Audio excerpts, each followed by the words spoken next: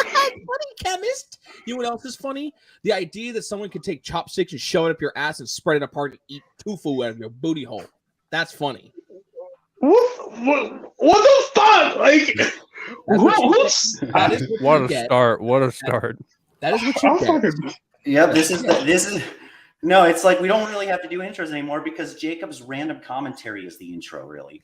But anyway, welcome everyone to the Legion of Chaos podcast. You know the drill. This week we're doing Star Wars tier lists. We're ranking all of the movies and shows, and let's see what happens. Okay, so here we go. Did anyone watch Resistance? I have watched Resistance. Char, what was your opinion on it? Just before we start, let's do the ground rules for everyone. Jacob. But anyway, let's go through the ground rules. You know what's funny? Guess who typed that? This asshole right here. It's right. I mean, he's speaking facts, though. So anyway, so the ground rules is we all have to come to a decision. We have to try to agree on where each movie or show goes on the tier list, and each person gets one veto where they can overrule everyone else and put a certain thing where I don't want to hear his voice anymore.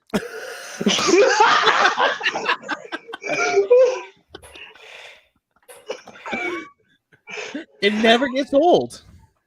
It really doesn't. Okay, so the way old. that you were describing the veto, it was like depending on where I would want it. If one person vetoes it, they get like the ultimate like power for one of them. You can use your veto to counter their veto, and it's like a reverse trap card in Yu-Gi-Oh. Oh man. Shoot!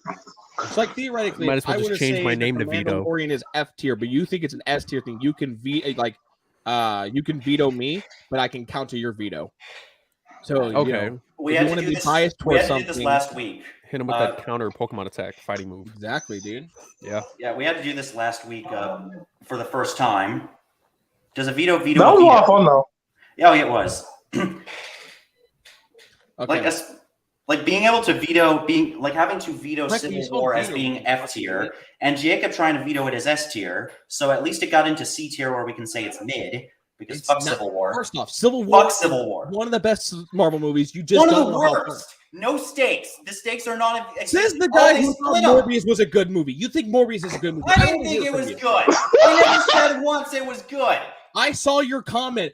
Oh, I thought Morbius was still better than Captain America's Civil War. Yeah, because it fucking is. Civil War is objectively a very good movie, Civil and War you're has no stakes.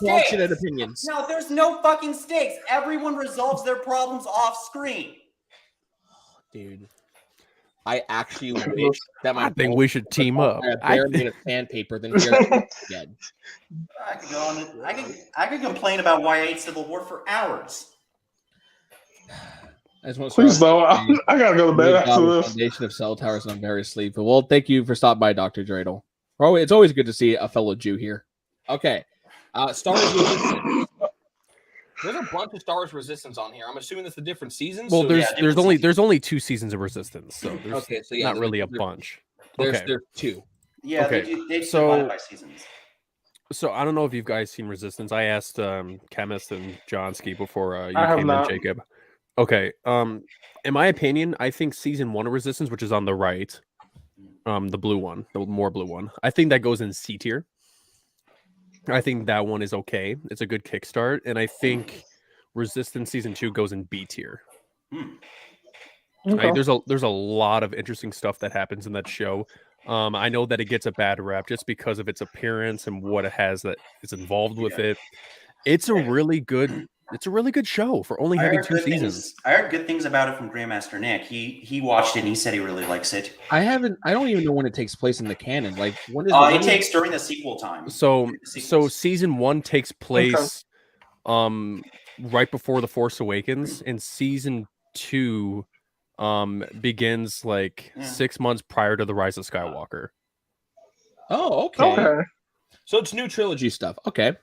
Yeah. Jacob, Civil War is mid. Oh, not Bob. You were my favorite viewer, and now you become mid. Yeah. You become the very thing you've sought to destroy. So season 1, it starts, and then it finishes like around the time of the Starkiller Base incident, and then season 2 it begins like right where the Last Jedi was. Like it's like in between the Last Jedi, and then it ends like a few months prior to the Rise of Skywalker. So it's cool. And the main character of the show is actually at the Battle of Exegol, so it's cool. Does it actually foreshadow the idea of Palpatine coming back? No, it does not. Oh. There's a common theme in there's a lot of cool planets in the show too. Like there's a lot of like Castellon is where like the first planet is, and then there's a planet that they later go to called Eos, and it's like a planet that was like overran by the Empire, and now they see the First Order, and they're like, oh no, we don't want any intruders on our planet, because one of the so the group of pilots that you see, like you see the thumbnail for the C tier, those planes in the back, they're called the Aces, and they protect like the platform that they all live on, and they're like the ace pilots of the group. So one of the ace pilots is a former Imperial soldier or an Imperial pilot.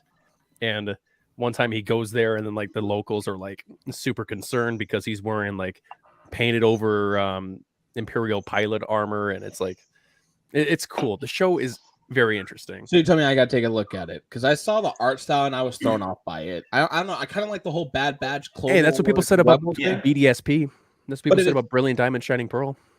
Oh. So don't just. I'll take a look at it. I'll take a look at it. I need to get back. I think it depends. Like I'll probably look at it too, because I think like it's not necessarily bad. I don't think it's a bad art style. I just think it's time getting used to. It's like it might take. I mean, like I considered one of the all-time classics, BoJack Horseman, of all greatest sitcom of all time. Great show, basically one of the greatest shows of all time. I didn't like the animation. Donsky's spitting. BoJack is one of the greatest shows of all time. At first, I honestly didn't like the whole art style. It's what kept me from watching it for a few years. But once I actually cracked it open and started watching it, I was like, "Holy shit! This whole show is fucking good." And the art style actually works really well with how the show with how the show operates and stuff like that. It's a really good show. It's worth the animation being the way it is. It grows on you after a little bit. So I gotta say, I think I'll keep an open mind for Resistance, that it might grow on me. Like Resistance, I think Resistance is super underrated. I would take seasons 1 and 2 of Resistance over seasons 1 through 3 of Clone Wars. Wow, that's wild. Really? Yeah, because I mean, let's be honest, seasons 1 and 2 of Clone Wars aren't really like I don't know. I love season 1. Great. Yeah, I thought season 3 onwards, that's when like it gets really good. Oh, but seasons 1 through 3, I would. Maul comes back, or is it season 4? No, season 4 is when Maul comes. Season 4. That's when it kicked into overdrive. Well, season 3 is when that the Night Sisters episode happened, when Savage was, got his, that was actually really interesting. And that was revealed that he had to go find this Red Dathomirian that we, figured who it was, but we don't get to see him in physical form until they show the end of season 4. They show his face. Like in an orange ball, but I'll give it a shot. Yeah, because. The main characters are super interesting. Like there's a lot of comic relief. I've actually got some of the characters have like hidden identities. Like some were like former rebellion pilots. So Mandalorian, that's either season 1 or season 2. That's season 1. So I would say like S tier. I love Mandalorian. Season 1 of Mandalorian, I think it's better than season 2 of Mandalorian. Yeah. So I wouldn't say it's S tier. I would say it's A tier. Wow. I would say season 1's S tier, season 2 is high A. For me, honestly, season 2 a high A, and I'm not gonna lie here. You know what? It's when Luke showed up at the very end. Yeah. That was fucking hype. I think that was pretty hype. I changed my mind. I was losing my shit when Luke showed up. Dude, here's the thing. I grew up watching Star Wars with my dad. That's kind of how me and my dad bonded. Because growing up, that's how he and his dad bonded. So I remember my mom and my dad were going to the final episode. I came over, went to go watch it with them, saw that they were watching it, and I knew what was going to happen.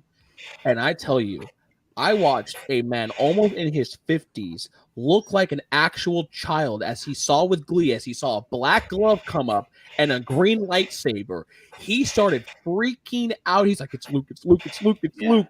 And when they took it off, it was like a child opened up a present on Christmas.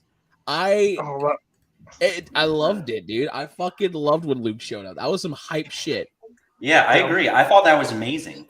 Like was just like just seeing Luke was just enough to like everything. I think everything like I think there were some parts of season 2, especially that like I thought were a little bit draggy, but all of that, everything that you can say was wrong with season 2 is completely forgiven with that ending.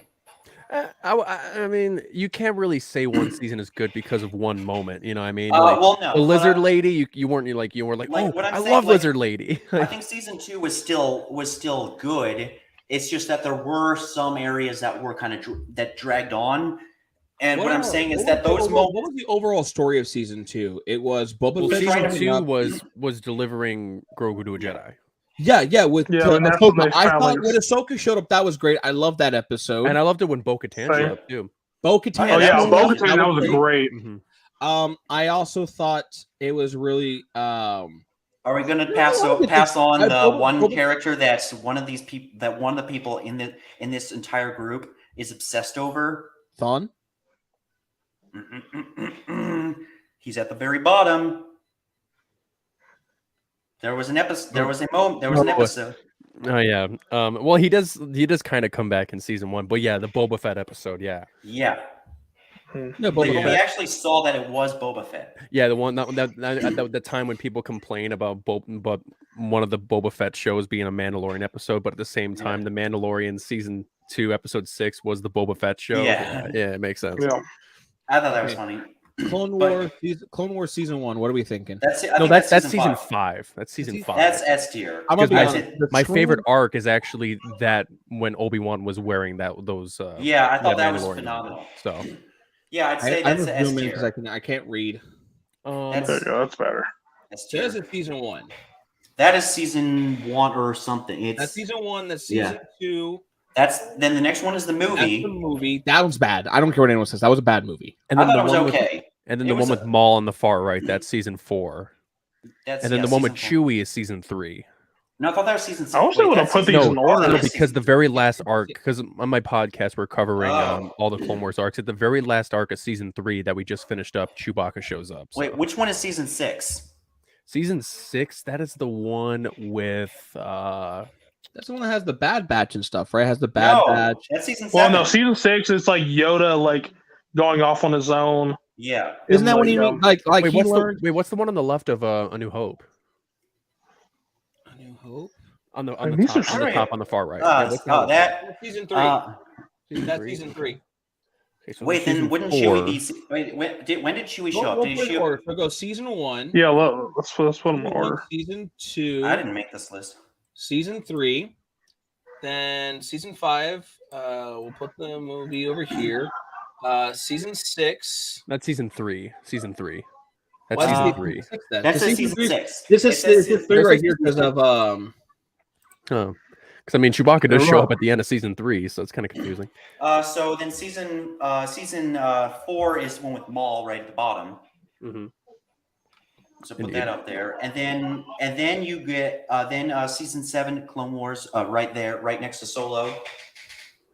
Right there, perfect. Okay, let's go through all of this and say movie. Okay, I don't think it's all that bad. I was a kid when I watched it. I loved it as a kid. I can't really find any issues with it. Really, I guess it's not that good, but I don't remember it being bad. I don't see any problems with it because like I loved it as a kid. That's all I know. I would put it in C tier, honestly. Yeah, I think C tier. I think C tier would be more appropriate. I'm sorry. I think it's F tier. What? Thank you, Char, for having some sort of taste. Like when I rank the movies, I don't even acknowledge the Clone Wars movie. Like someone fucking gets it. Well, no, I won't admit. I guess it's not great. Don't get me wrong, it's not great. But like, I feel like F though. Like that's. Like, I mean, like you guys I don't remember. Look, it's like John personally, and Chemist both said C, and me and Jacob said F. So I mean, do you want to come to terms and go with D? And then like we can figure that out. D would be fine. I'd agree with D. I mean, either way, like it's not good. Like it's not. Oh good, yeah. I only remember good things about it as a kid. Like I remember enjoying it. That's all I know. That I enjoyed. Was Rada the Hutt your favorite character when you were like 9 years old? Rada the Hutt? No, it was Kit Fisto. It's always been Kit Fisto. I know it's Kit Fisto, but did you love the fact that Jabba was calling his kid Punky Muffin? Was that like your favorite moment, or when I didn't actually know likes a that shit. backpack full of rocks? Like, did you love that? Was that your favorite moment? I mean, I don't mind the fact that We'll I take like the it L when- and move on. Take Did the you L like- and move on. Did you like it when Anakin was complaining about sand to Anakin? I feel like that's like to a Ahsoka common again? slogan Rough, on every episode I've been The on. desert gets is everywhere. merciless. It takes everything from you. Yeah. Like I feel like every episode I've been on, it's like Joski take the L. Speaking of sand, I don't know why this came to my mind, but I was out getting some food with my friend, and he was showing me an idle animation from Star Wars, the Lego Star Wars, the Skywalker saga. The idle animation for Anakin Skywalker, if you don't touch the controller for like 2 minutes, he pulls out his lightsaber and it turns red, and he freaks out for a second, starts smacking it, wait for it to turn blue. Oh my god! I was watching. that's great. I was watching Really Star funny. Wars Theory play Lego Skywalker Saga, I and kind of want to play it through, but I want to have someone Yeah. come over and play with me. So and I that have one- co-op. he was playing Attack of the Clones. I'll and come that, over. and that scene where he wakes up from the bad dream, and Padme follows him out to the follows him outside. Yeah. She literally says, "Did you have a dream about sand?" I'm dead serious. Padme asked him if he had a dream about sand, and I was laughing Oh, my that's ass off. hilarious. No That's one even really acknowledged fun. it. You kind of make me want to get the game. I really want to get it. It looks Yeah. fun. Shit. I mean, I heard you can actually change the setting to grunts. That it has no, where you can just get no dialogue in it. They're just Yeah, grunting. but they got the Yeah, voice but- actors from the Clone Wars, and that makes Yeah. it Yeah, But like who still, wouldn't want to like- hear Matt Lanter, Corey Burton, James no, Arnold like Taylor, that's Tom my Kane? childhood You was can't even hear playing- Tom Kane anymore, and he's got lines in that game. I don't get. That's a fine sacrifice. I played the fuck out of those games as a kid. All those Lego games, Lego Star Wars Complete Saga, the first one, like all of them, I completed, and they were fucking awesome. They were. Still- Oh yeah, sure. I'll replay Lego Saga.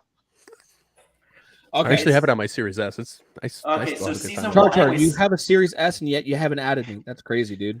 Oh, well, you never give me information, all right? But Okay, Anyway, so Clone season Wars, one. Clone Wars season 1. I'm gonna be honest. I give it like a B. Yeah. oh, Yeah. B or It A. wasn't bad, but it also wasn't the hype that was season 3 and on. Look. Oh, so- I so- think hear me out. so- Layer. What about like high B? no! All I can Look, say is I that liked- that I liked season the one, in my episode where- opinion, the lows far outrank the highs. Like when you watched Bombad General, you weren't on the edge of your seat, okay? Like the only thing Or I really Bombad found Jedi. boring Have in a that seat, I was show homeless. was the first, like the second through fourth episode of them in space and the space battles and that fucking ray beam that stuns shit, the EMP shit. That was boring as shit. The Malevolence, yeah. The Yeah, one that shot one was those boring as giant shit. That was the rays. only one Yeah. I didn't really. That was the only one I was bored as a kid. Otherwise, I thought it was really good. Like I think that's really the only complaint is that as a kid watching those be some of the first episodes, like why start with the boring Oh, episodes? Why? okay, Joski, I have a question for you. Have you rewatched any of these as an adult? Yes. Because I feel like every other word is when I was a kid. Johnsky, Look, because a lot of these are- Chemist, a it's lot of because he's these a are man memories. child. No, I watched a bunch. I watched these as a kid, as an adult. It's just that I have stronger memories and stronger See, you opinions. almost said it. I watched it when I was a kid. You on Because the I'm going to cusp of say breaking. I had stronger opinions when I watched them as a kid compared to when I watch them now, where I can only really think of how I felt when I was a kid. Okay, so you're basing your ranking off nostalgia. Well, in some aspect, like I think No, most you're of Star biased, Wars just is based saying. on. Personally, a lot of my opinions on Star Wars are based around what I liked as a kid. Like my feelings never Well, really. my changed first from- movie that I watched as a kid was Attack of the Clones. When I grew up and started understanding like human relationships and like how to talk to people, I didn't really like it anymore. I never understood human relationships gonna or just- how to talk to people. I'm an Asperger. So that I can't relate to that at all. I'm gonna just take a shot every time Joski says kids. And then like as I When grew I older was and kid. understand that Star Wars is more than just like the action and the lightsaber fights. Like Oh, I it's, agree. it's I bigger think, than that. I Oh, think yeah. so. I mean, what I'm saying is with watching episode 1 nowadays, I'm not bored with it because I think the dialogue, the politics are The still Phantom important. Menace. The Phantom Menace is my most rewatchable movie. Odd to say, I'm like, that's my think most rewatchable movie. I think the most rewatchable one is my favorite, which is Return of the Jedi, followed by Revenge of the Sith. I think those are just really easy to watch and like understand. Although I do think Phantom Menace is pretty good still. I wouldn't want to rewatch Revenge of the Sith over and over again unless I want to be sad every single night. But I mean, my favorite part. It doesn't hit me like that. You know what's crazy is that growing up, I thought Order 66 was like super sad, and then I heard the lore of most of the Jedi that got killed. They deserve death. Some of them. Ki-Adi-Mundi did. Well, I mean, yeah, the dude. No, that's the guy who looks like a He looks like Patrick. The Syrian. Yeah. I never bought into this idea that the Jedi were all evil. Yeah. I don't like I the didn't Jedi. buy into the thing that they were all evil, but they were all inherently corrupted. Oh, yes. I don't know. Remember in the Clone Wars, they were all the bugs. Let's just wipe their memory because we're the Jedi Order. Man, fuck out of here. Yeah, literally, what Luke said in The Last Jedi, it was their hubris that led to their downfall. Spit. Yeah. Okay, so anyway, we are putting season 1 at B tier. Low B, high C. Low B. I think high C. I really don't like season 1 of Clone Wars. Like, oh my god. How about this? We'll leave it in high C for now, and then if anything, is it because Resistance is there? Like, it's kind of like, I don't know. Oh god, yeah, you put it there. Now you have to double down on it. Oh god. Is it because Resistance is there? It's like it's kind of like double thinking, like the way like this whole entire ranking is going to look. I don't know. Nah, I think.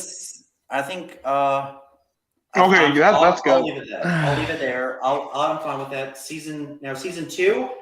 This is something where in the present day, watching that shit, especially with Cad Bane stuff, because I fucking love Cad Bane. That stuff was awesome. Sorry, Johnsky Talk is a snooze fest. You're such a supportive co-host, Jacob. Next time, fucking have some energy, bro. I'm saying, explaining why I like something. My name is. I don't know. Okay, that's. Now I'm gonna put my foot down on this. It's definitely a B rank. Okay, that's fine. That's fine. I can settle with that. I'd say it's better than season 1.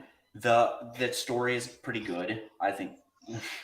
No, it's not even that I'm saying stuff boring. It's just that as soon as I start talking, you start to snooze off, Jacob. It's like y'all are fucking stupid. I can't. Season 3.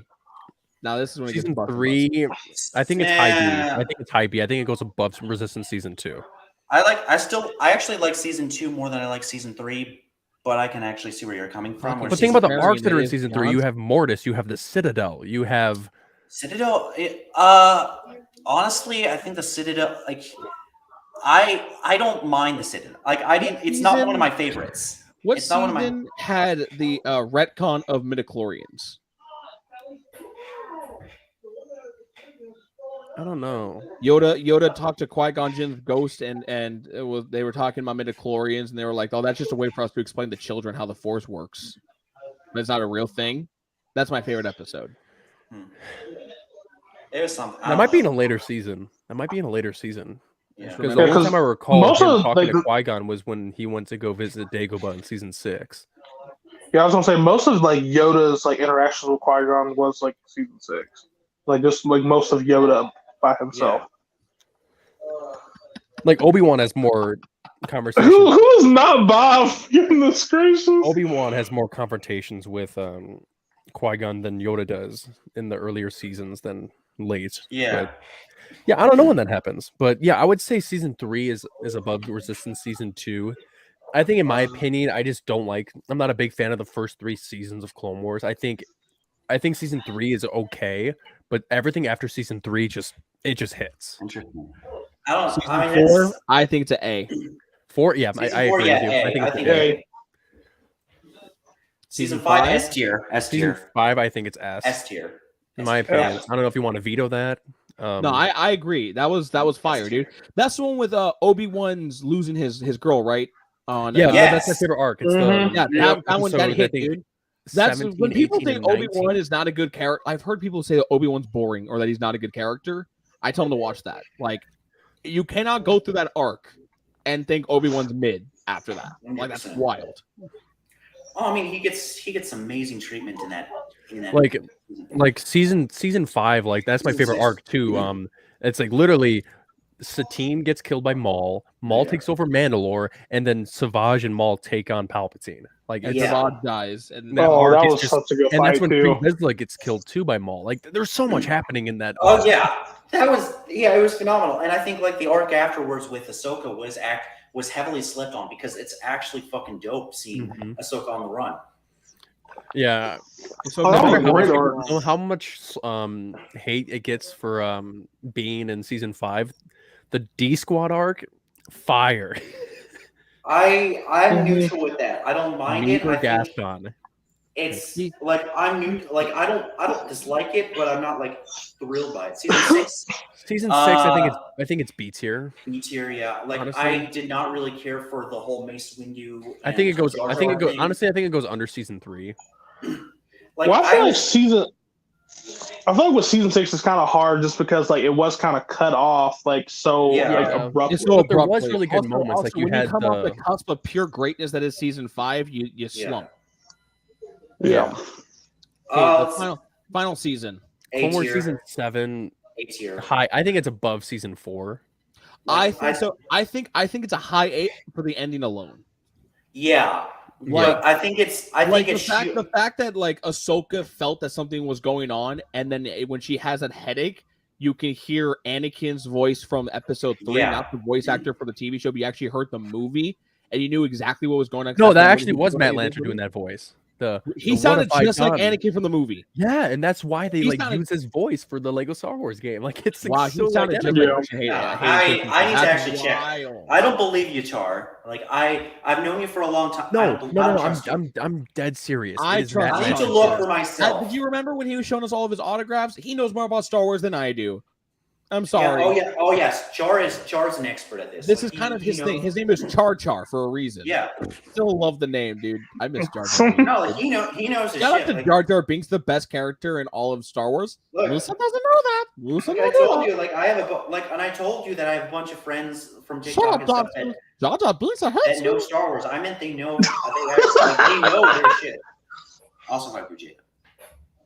Okay. Now we get into. You know what? I'm gonna put my foot down. I don't think Solo was a bad movie, nor do I think it was mid tier. I thought it was actually a pretty enjoyable movie. I agree with that actually. Like, here, like, for a second, like, can you guys hear my oh, that's an ad. I love that ad, dude. Okay. Star Wars. It was an Amazon ad. Ready? Can you hear this? That's Hayden, and then this is. Oh wow, that sounds just like him, dude. Yeah, it's like the video is literally That's really spot on. Hayden Christensen versus crazy, Matt dude. Lanter comparison. That sounds Yeah. just like Fuck, Hayden that- Christensen. I did not know that. That's insane. Oh wow. Well, the more you know. Okay, so Solo. I Anyway, think it's a Solo. solid B tier movie. I'm not gonna lie. I agree. C C tier. tier. Solo is a fun movie. It's not my cup of tea. I gave it a C tier. For me, what I liked about it, I liked learning Han and Chewbacca's origin. I love the Kessel, watching the Kessel run, even though Yeah. Kessel, parsecs is not exactly a proper. Yeah. Well, because it's a unit of That's what was distance. so fun about it No, because it's a unit of distance, and they actually fixed it because he Yeah, it did wasn't- cut the distance by going. they made it seem like it was time, but it's actually just distance. He just Yeah. he was Well, like, that was because- that's I the mean, one because is this Lucas long, didn't- but he did it. Lucas He took a juggled it shortcut. together. That's all Yeah. it is. He's like one of those old people that like overblow like an accomplishment, but it's in reality they just did something. Like, Well, I mean, no, it's still an accomplishment because in order to do that, he'd need to go really close to a black hole. Hey man, the Millennium Falcon did it. I liked. You know what's funny is you know what I like that a lot of the things that we learned were just like a coupling. How do I explain it? I liked. Not like I wasn't super excited, but one thing I kind of thought was cool was learning where he got his dice from that he has in the Millennium Falcon, the gold dice. I like learning where his knickknacks came from. I will say though, you know what was really stupid? How he didn't have a last name, and the Empire gave him the name Solo because he's by himself. I thought that was dumb. Not gonna lie, but Maul at the end was cool. Live action Maul with robot legs, pretty cool. Yeah, it was cool. Yeah, but it was like a a good 30-second moment. Like it doesn't Still like amazing. ultimately make the movie. Oh, it doesn't make the movie. I just thought it was cool. But I think the movie is fun. I really like. I think you can argue it carries the movie, but I think, I would say it. Listen, it's not better than any of the movies in the original trilogy. I would say it's better than Episode 2 and I would say it's better than episode 8 and 9. But I don't think it's better than 7, Rogue One, 1 or 3. That's fair. That's totally fair. I'd put it high C, low B. I could put it B. I put Solo. I really liked Alden Ehrenreich. I really liked Woody Harrelson. I thought they played the roles very well. Yeah. Emilia Clarke stole the show. I really loved her as Kira. Oh yeah. And especially me being a big Game of Thrones fan and then seeing her in Star Wars, that just my enjoyment for the actor just spiked up. Yeah, I watched Solo before I watched Game of Thrones, so I get the reverse. Went boing. I get the reverse so we're thinking tier. this low B or high? Low B. Or high C? I'd say low B. The Resistance season 1? Yeah, I'd say high C. I'd say low B, but but whatever. That's you can veto, Johnsky. I'm not vetoing for a spot that. No, I know what I'm saving my veto for. Yeah. Wait, what are you saving your veto for, Jacob? We already know. We don't. We're gonna wait until that movie pops up for him to rant about it. But anyway, Rogue One. Conceal the rage. Rogue One. Okay, Rogue One. That's an S tier movie. It's so good. Rogue One is so good. I used to dislike it. Then after a second watch and a third, I realized how good it actually is. Like I think it's a low A for me. What makes me like it more than like a lot of Star Wars movies, because it wasn't about space wizards. It was about the actual soldiers of war. Yeah, how they got shit done. I thought that was so evolution unique, of the rebellion. Especially because like Star Wars itself is a space family opera drama. Yeah, with a lot of politics and stuff behind it, and it's different. But Rogue One was just, these are the ground soldiers. They are trying to get shit done. They don't have the abilities of being a space wizard and being the main character. Now these people are fighting for their lives. Absolutely, that's a realization I came to. It's almost like it's almost a suicide mission. Like at first, when I said at first I didn't like it. Gunn. I didn't like it at first because because I didn't expect it to be like that. I expected it to be more like what I was used to seeing. But then second time around, what Jacob says, I think it's actually good. It shows us the people that died in the process of getting to where we got in The New Hope. Like these people gave up their lives. And that's why I think it did. Like, I think it has structurally the best writing out of any Star Wars movie. High A? You see, here's the thing. So let me tell you a little bit of a story. So yeah, Rogue One, I hate those people that say that it's a war movie and that's why they like it. Like, are you not going to acknowledge that you're watching Star Wars? Like, there's a war that's going on in every movie. But at the same time, when I saw Rogue One in theaters, I was watching Act 1, and then I fell asleep during Act 2, and then woke up before the Vader scene happened. Fast forward 5 years later for Disney Plus Day, when they re-released Rogue One in theaters again for select AMC theaters, I went to go see it again. I was up for Act 1. I fell asleep during Act 2. And I woke up right before the Vader scene. I just think Act 2 is it just drags, man. I mean, you're not honestly wrong. It's better than my experience of having to watch the first time and my sister and her friends talking over the whole fucking movie, and she got mad at me for telling them to shut up because the movie was playing. Like the fact that me as a 16-year-old did the same thing as I did as a 21-year-old. I think it kind of speaks volumes for myself. No, I'm older than both my sisters, and they're doing that. She's 14. I'm like, I'm trying to watch the movie. I didn't get to see it in theaters. I didn't have the opportunity. This is the first time I got to watch it. So can you shut up and let me watch it? Because I'm dedicated to this shit. Oh, that was whole bad blood between me and my sister. I'll tell you that. Yeah, I think Rogue One was the only movie that I saw one time when it initially came out. Then I saw it again later on. But I don't know. I don't like Rogue One as many people do. Believe me, I think upon revisiting the movie, especially without having a sister and her friends talking over the thing the second time around, I realized how good it is. I realized the elements that make it a really good movie. How it all works. I'm gonna say this real quick. This is I don't know how a popular or unpopular this opinion is. Jyn Erso is mommy, therefore I'm biased. I love Felicity Jones. I love Jyn Erso. Hot, dude. She's awesome, and I'm so excited for Andor. But I don't know, something with the What the movie. fuck is I Camus don't know. What the I think it once Saw Gerrera was killed on Jeddah, I think that was when the movie like went downhill for me. Yeah, I don't I know. mean, Well, how about this? I think it's an A-tier movie, but I don't think it's better than season 4 or 7 of Clone Wars. fair. Yeah, that's what I'm saying. fair. Like I Yeah. think it's a low S tier, a low A tier, but like not like if it's behind Yeah. season 4 or season 7, that's not a It's you not know, a that's not bad a diss thing. on it. It's Yeah. still amazing. Like that's still a compliment, like to be behind them. Yeah, I think so. I agree with that.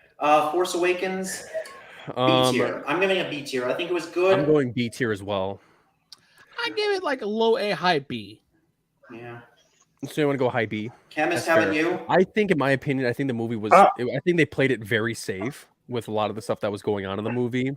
I think the most impressive part is, or on J.J. Abrams' part. Well, we're not going to take episode 8 or 9 into account here, but what I am going to say is that it's really impressive that J.J. Abrams had to not only bring in an entire new generation of fans into the Star Wars fandom, but he had to rekindle people who love the prequel trilogy and the original trilogy. Yeah. So he had the task of bringing all 3 generations of Star Wars fans into the theaters to watch episode 7. Yeah, but like at the same time, that was he took a lot of elements from episode 4 and episode 5, which those movies had great formulas. Don't fix what ain't broke. Yeah. But I do agree it has flaws, but I don't have a problem with that flaws because I understand the position that JJ was in. Yeah, and I think at the end of the day, when I was 15 watching that in theaters, what I remember is being excited about it. You know, that the fact that how old are you? 22. I actually turned 22 a week from today. Oh, happy early birthday. I was 18 years old when I went and watched it. Yeah, I know. You're 3 years older than me. I knew that already. I'm 24. Close enough. Anyway, no, I think I was excited. So when I watched it the first time in theaters, I was excited at the end. I thought, like, you know what, Star Wars is finally back. We had the whole after the prequels, we didn't have any new movies, and then Clone Wars was eventually ended. Like that was the only Star Rebels, Wars. though. We did get Rebels. I didn't watch that back then. I didn't watch it until last year. Yeah, because I mean, Rebels was a big deal. Like I it's a big enjoy deal it. now. I enjoy it a lot more because than of, like, I enjoy Rebels a lot more than I thought I shows would. coming forward, But to my point, like I was excited by the fact that we were finally getting new movies. Like to see, like that that memory, even though I don't like as a whole, I'm not really into the sequels. I still cherish that moment when I enjoyed it. I think that still has value, and I think with Disney, they still make some pretty good stuff with Star Wars. Yeah, The Force Awakens, like it was a huge cash grab. Like it was so easy to implement Han, Leia, and Luke into the story. It was like, a huge cash grab. The demographic for the movie was ages 8 to 80. Like it was like it's spread across so many different fans. Like you had actors in the movies that haven't been on screen since '83, and that was 32 years prior to the movie coming out. So it was like it changed. Like I agree entirely. It brought in a huge audience, and that's why it's one of the biggest box office movies in the world. Yeah. Is it the 4th or 5th highest selling, like highest grossing movie of all time? It has, and worldwide, it has $2.1 billion, and I think it may still hold the record for most domestic money. I think it has. I think Avatar still has it. Endgame beat that. I think it did. But I think Avatar, it was on like the brink of $1 billion in this country. So nothing beats Avatar. Avatar just completely. Avatar was already beaten. Endgame beat Avatar. Oh, really? Fuck! I didn't realize that. All right. Anyway, moving on. Star Wars: A New Hope. So it goes Avatar, or it goes Endgame, Avatar. Are we adjusting for inflation here? Because why is Titanic at 3? Yeah, that's why. I think. Well, yeah. There's a whole inflation thing. If you were to take into account inflation, the highest grossing movie of all time is Gone with the Wind. Yeah, and that movie came out in 1939? Some shit like that. Okay, we're moving on. So episode 4, why is it one of the greatest movies of all time? Episode 4, I say it's in between seasons 5 in Mandalorian season 1 and S tier. Yeah, I'm personally some power converters. Oh, But- this RT unit's got a bad motivator. This Finally. movie kicked everything Oh, off. yeah, Like, I think like the story felt so good. The ending felt like such a huge payoff. Like you were on the edge of your seats watching the Death Star trench run. That's like the greatest, like one of the greatest moments in Star Wars is the Death Star trench run. Oh, absolutely. I think, think like- that video. It's the Stormtrooper 911. Yeah, I saw that. Have you ever watched the Char Char? I love the parodies. It just so happened that Vader was in a TIE bomber outside while it was happening. No, he knew it was coming. It's all inside. So, dude, it's those. Order 66 was in his lives. That's why they're hanging out in caves on Dagobah. Okay, that shit was fire. So did you guys like episode any of you guys like? No, I disagree agree. with, like, One of the greatest movies ever made. Yeah. I mean, I'm not like I don't know. I kind of think so. I'm not going to argue with it being S tier. It's just that I think it's my least favorite of the original trilogy. That's fair, but the original trilogy is peak. Yeah. Yeah, to say something's bad in the original trilogy, that's like it's like one man's trash is another man's treasure. You know what I mean? Yeah, totally. Like- and like I if think like, and I know a lot of people that the consider A prequel. New Hope their favorite. Like this because movie of- is the best in the prequels, which I mean it doesn't really S say tier. much, but that's Episode still 3 S was tier. great, though. episode I'd say S tier. episode 3, I say low S because it was fantastic. fine. Yeah, low it was S. Obi-Wan. I was gonna give it a high A. Really? Yeah, I was gonna give it a high A. See, let me make an argument for it being low S tier. So not only do you have Anakin converting to the dark side, you have Anakin versus Obi-Wan, arguably the greatest sword lightsaber. I think fight. that fight goes on for way too long. I There's a lot of stuff in that I think fight it that's goes on just too super sh- unnecessary. See, I for think me, it- I think it ends too I thought it abruptly. wasn't long enough, to be honest. Yeah, me too. I'm You with gotta think about it Jacob. like this. Anakin and Obi-Wan trained Anakin his whole life. They know each other better than anyone else. Anakin knows Obi-Wan better than anyone, and Obi-Wan knows Anakin better than anyone. I would have wanted to I think make it go the- longer. I think because Anakin we're knows getting Padme too- No, more. hear me than- out. I don't I know. think- like right off the bat, people who complain about like when they were doing the whole spinny shit and they weren't hitting each other.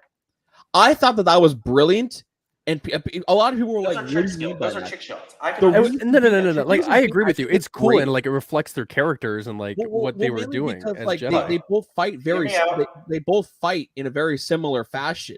So when Hear they me were doing out. that swinging thing, Anakin's waiting for Obi-Wan to strike and Obi-Wan's waiting for Anakin to strike. They're on the same wavelength. They fight the Yeah. same. They think the same because they've been around each other for so Hear me long. out.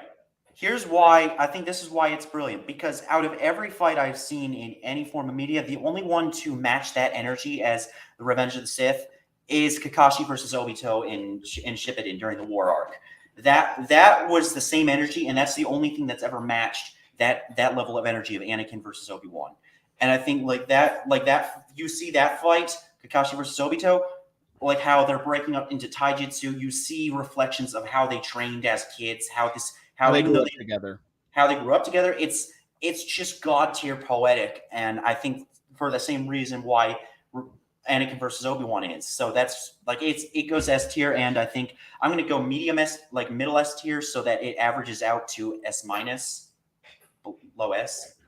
Like here's my defense. When they were swinging from the vines, I thought it was cool, but it was brutally unnecessary. The high ground scene, like why didn't Anakin just jump to the side? Look, I do agree with that because I feel like the fight ended abruptly with that. Like it just shows up out of nowhere. But that's about the only issue I can Like really even the stunt coordinator even said that like past like a certain point, like the emotions of the characters didn't even matter at the time. It was just them just hitting each other's lightsabers nonstop.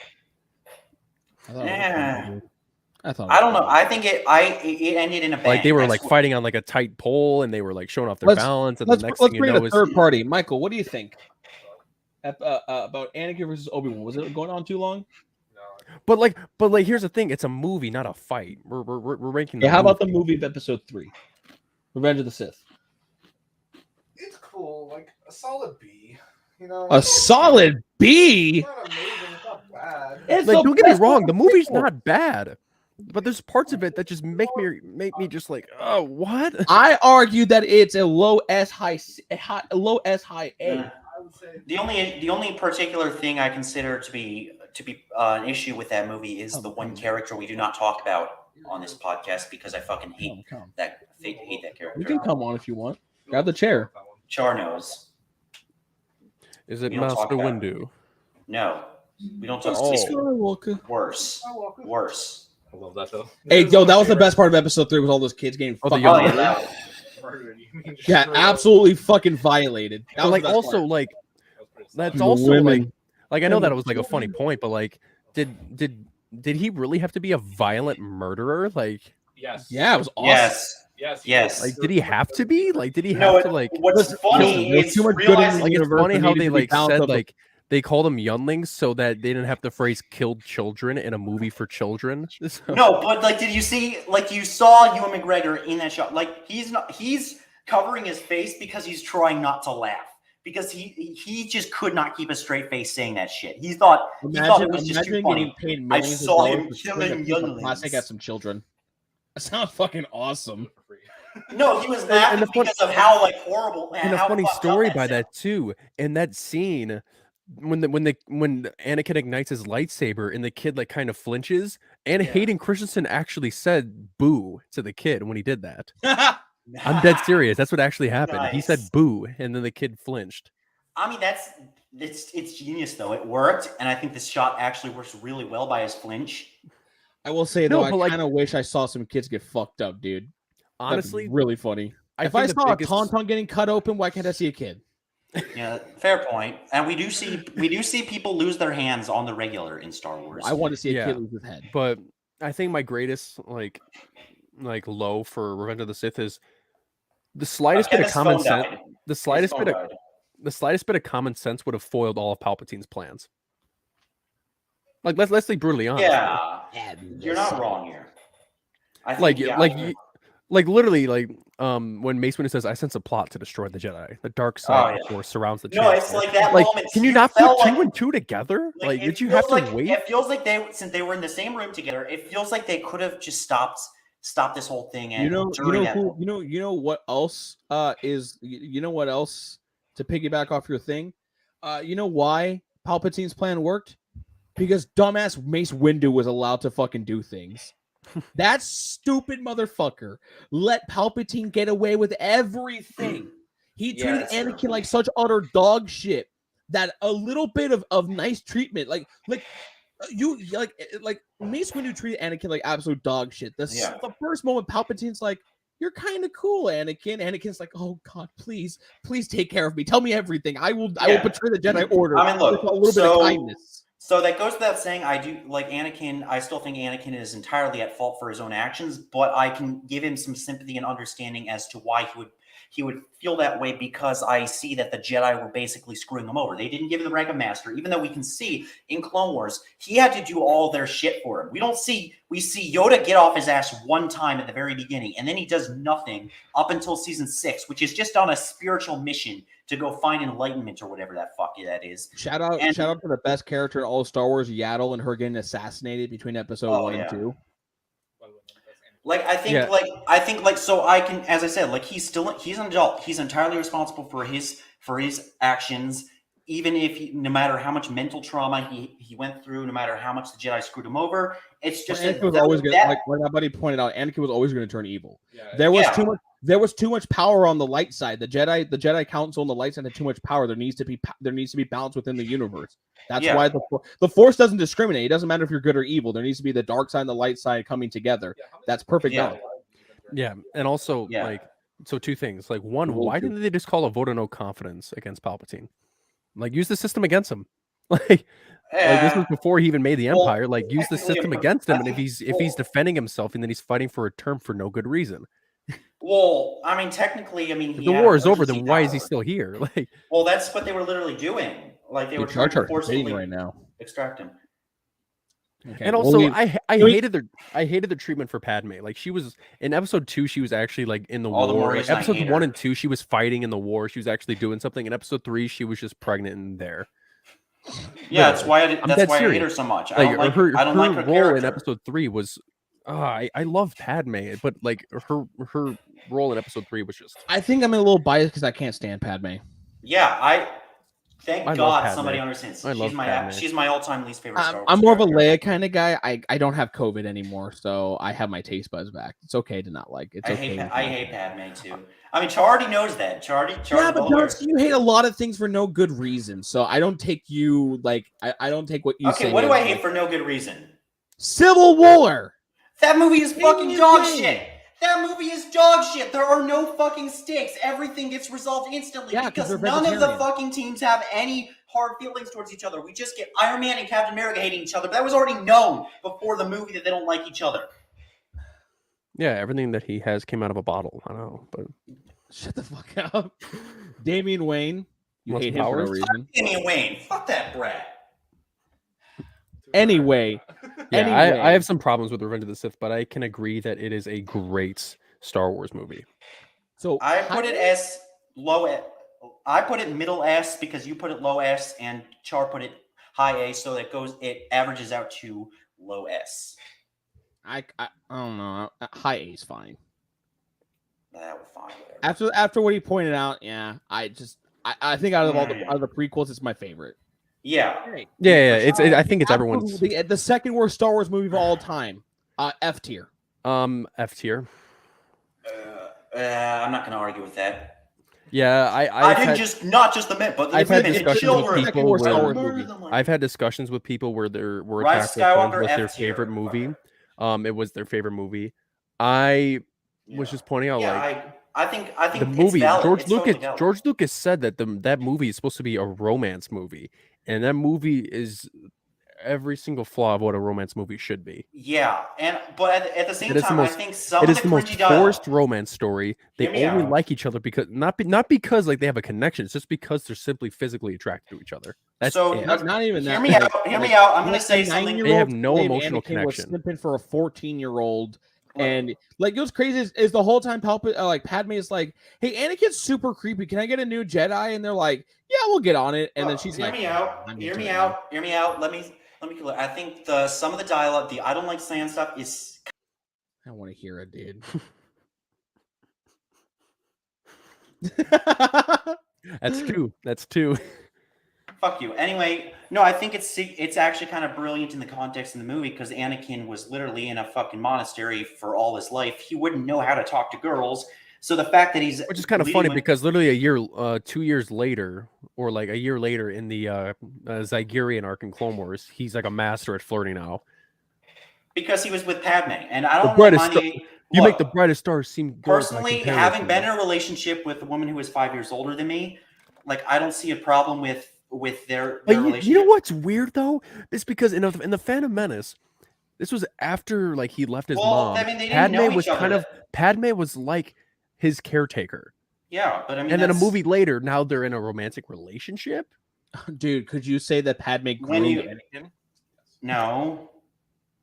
I mean, people saying that Anakin is literally a trophy husband. I mean, you could argue. There could be arguments for that. I don't know. And Padme's just making these fat stacks in the Senate. I personally don't see a problem with it because, as I said, personally, I've dated a girl who's 5 years older than me. That's literally what they like. Padme is 5 years older than him. I don't see a problem with it. But when you were 9 years old, was she like babysitting you when she was 14? Was she babysitting you and then now you're dating her? That's the thing. Was she babysitting you and then like 10 years later she's sitting on your face? What the fuck's happening here? Well, like the babysitter was hot as hell. That's like a childhood dream. Johnsky, dude, you are the worst. It's true though. It's like you remember that hot babysitter that you wanted to babysit. No, I never had a hot babysitter. Well, then you're lost. You don't understand what it's like to have. You want to lost. Calm down there, Obi-Wan. I was about to say that. I was about to say that. I would gladly go for only in Sith deals in absolutes, which is an absolute. Yeah, which that is an absolute. The third worst Star Wars movie of all time. Where we think worst of all time for me. I fucking hate that. Rise of Skywalker.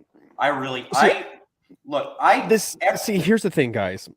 I think the sequel trilogy is better than the prequel trilogy, in my opinion. But the Rise of Skywalker is the worst out of the sequels. Look, in my opinion, so, it is the worst. So look, I'm entirely with you. I mean, like for me personally, like that's the one Star Wars movie I genuinely dislike. Where like all the other movies, they have their flaws, but I can find some form of enjoyment out of them. I give it F tier. In my opinion, I say it goes above Attack of the Clones in F tier. I'd say goes below. No, I think Attack of the Clones is. I think worst. Attack of the Clones is way worse. Okay. I think, in my opinion, I hate talking about like worst stuff in Star really Wars. I did not but like I have to address like you can't have the goods without the bads, you know. Well, see, hear me out. Attack of the Clones had Kit Fisto. Okay. That so did Episode 3, and he gets sliced. I know I'm still pissed about that. But he lasted longer than all the other the two other Jedi that fought. He withstood 4 slashes and then he gets cut down. That's more than a lot of Jedi would have lasted. No, it's yeah. Longer than a lot my of favorite Jedi. character is Kit Fisto because he makes a smile in Episode 2. And it's for a good reason. He also claps Dooku. I mean, eat your peas, Thanos. Grievous. Hey, John. Good. I'm glad you hate. I love that PFP. Hey, this is the one thing that I've been waiting for. The entire thing. Episode 8 is the worst Star Wars movie. I'm sorry. I do not care. It is the I warned literally everyone. I warned Charles. I think it goes high. I believe it goes high A tier. I think it goes above Revenge of the Sith. High D. I give it high D. I think I appreciate the story it told. I wasn't quite into the direction they went, but I appreciate that. I appreciate the fact that. So okay, all right, Jacob. Because I'm revving my engine up because I'm going to destroy that piece of shit movie. Look, yeah, we'll get our thoughts out because I think that's most appropriate, and then you can go all out. What you guys got to do? I'm going to put myself on mute because I know I'm going to scream. So. All right, so you start, Char. Oh no, I was just gonna hear the problems that Jacob had with the movie, so I can counter them. So I can be like, "Hey, this is happening because this, and this is the reason why." Because bad idea. I'll just be able to like horrible explain idea to with him. Jake. No, that is a horrible idea. I think what they did with Luke Skywalker was brilliant. Like you may think like the funny thing is we give Rey we make fun of Rey because we think that she's like Jesus and she's like unstoppable, but we also think Luke is that same way. Like it's a funny concept because we think we want Luke Skywalker to be the most powerful Jedi ever, but we're forgetting that we're watching the sequel trilogy where he's not the most powerful Jedi ever. And I think the Last Jedi has some of the best aspects of Rey as a character, and I think, like to your point, I think it demonstrates how she's not this overpowered. Yeah, character. Rey and Kylo are the strongest characters in this trilogy. What I'm saying is that Rey has the highest amount of potential, but she's never really depicted as being all that strong. In fact, she gets her ass beat a lot of times, and I think that's the point of the story: is that it's not about how good she is; it's that she's good enough to help out. The reason she doesn't have to be overpowered. The reason why I love The Last Jedi is because it introduces a theme that introduces the most relatable theme in all of Star Wars. Yeah, is that you can be nothing, but you can be somebody. Yeah, and I think as much as Kylo Ren is my second least favorite character, I think the dynamic between Rey and Kylo was really strong. The reason why I didn't like The Rise of Skywalker is because they made her a Palpatine. Yeah. I loved her being a nobody. That was the most relatable theme in all of Star Wars. It's you don't have because I know there's people out there that are like, oh yeah, my dad was this, my dad was that, my mom was this. She's literally by herself. She was abandoned as a child. She was no one. And then she comes up, she meets a droid, and then she's introduced on a journey, and then the Force awakens in her, and the Force can awaken in anybody. That was the most relatable theme. It wasn't scientific as it was in the prequels, where you had to have this amount of midichlorians to become a Jedi. Like in Episode 8, they acknowledged that the hubris of the Jedi Order was what killed them, and Luke. We saw this in the Book of Boba Fett when Luke started to become. When Luke was starting to create that new Jedi Order, he was treating Grogu just like how the Jedi were treating the Anakin in the prequels. And I think you must do this. You must do this. You can choose this, but if you choose this, you're out. I agree. And he adhered to the Jedi code. So to your point, I really hated the way the Rise of Skywalker did that because I think personally it was they could have either brought back Palpatine or made Rey a Palpatine, but no, not both. I think both is just too much. It makes when you do both, it makes the other unnecessary. And I think so. What I like about The Last Jedi is like while I wasn't looking for that direction with Luke, I think it does it really well. Where it's one thing to be this enlightened person who's figured stuff out, and another to teach it to kids, teach it to people. Episode 8, in my opinion, is the most. Besides Empire Strikes Back, is the most character-driven story in the franchise. Yeah.